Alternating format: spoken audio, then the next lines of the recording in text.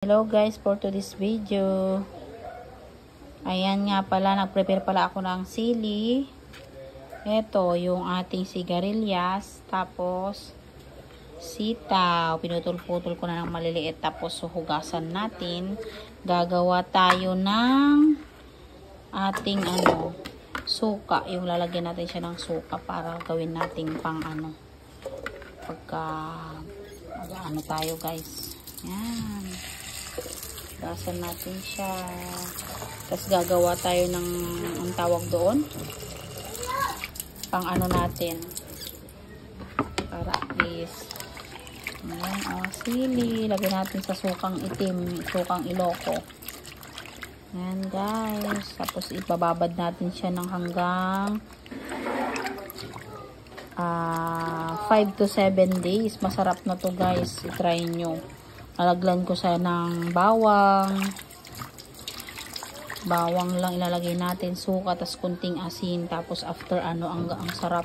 Alam mo yung anghang ng sili didikit dito sa gulay. Tapos gagawin mo siyang pagka gusto mong kumain, gusto mo nang maanghang. Ang sarap nito guys. Ayan Try nyo, hihiwa-hiwain ko siya ng maliliit. Mas maliliit pa dito. Maliliit lang, mga 1 inch ganyan. Tapos lagay natin sa garapon para at least mababad siya ng 5 to 7 days guys. Ayan mga sili. Kahit kung anong gusto nyong sili.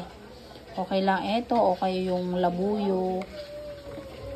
Native na sili. Walang problema. Basta maanghang. Ayan guys. Tapos lalagay natin sa garapon. Ayan. Ayan na guys. Update. Hinihiwa na natin yung ating ilalagay na gulay. Tapos ito naman yung ating suka. Nasa sa inyo na rin kung gusto nyo suka na puti o Pero sa amin kasi syempre Ilocano kami. Mas gusto namin to guys yung itim na suka. Ilocano. Ayan guys. Malapit na. Tapos lalagay natin lahat dyan. Buduem to dito sili makin uneg mo. Itokpul mo tatay mamon. Ayan guys. Lagyan na natin sa loob ng pag-aanuhan natin. Takang artemen. Sa kaluoy mo. Okay. Artem, tilok at Tagalog. Ang wala. Pababad natin siya sa suka guys ng 5 to 7 days. Bawang pumapay. Ang natin luwe. Talaga nga.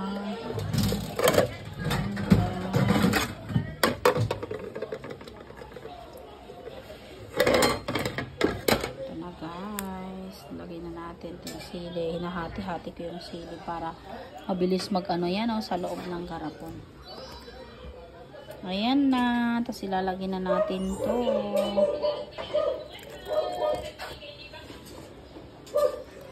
Kataman ito asin.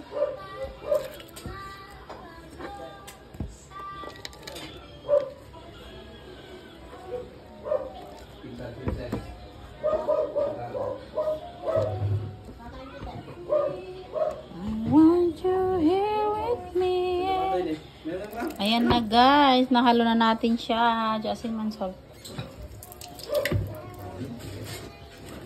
Tapos lalagyan na natin siya ng kunting asin para at least meron siyang lasa pagka guys.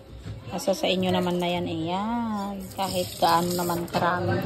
Nasa sa inyo lang kung paano nyo yan. Tapos shake na natin. Ayan, nilagyan ko lang siya guys sa may wala nang laman na coffee, pinagagyan ng coffee, pero siya, ayan malinis naman siya kasi nilinisan ko naman to guys, yan. So hintayin natin siya, ibabad natin after 5 to 7 days at pwede na natin siyang kainin. Mahilig yung mga mamantikang pagkain, pwede na siyang pang tanggal sa iyong pag ka sa masyadong mantikang pagkain guys. Ayan, bye bye, thank you for watching.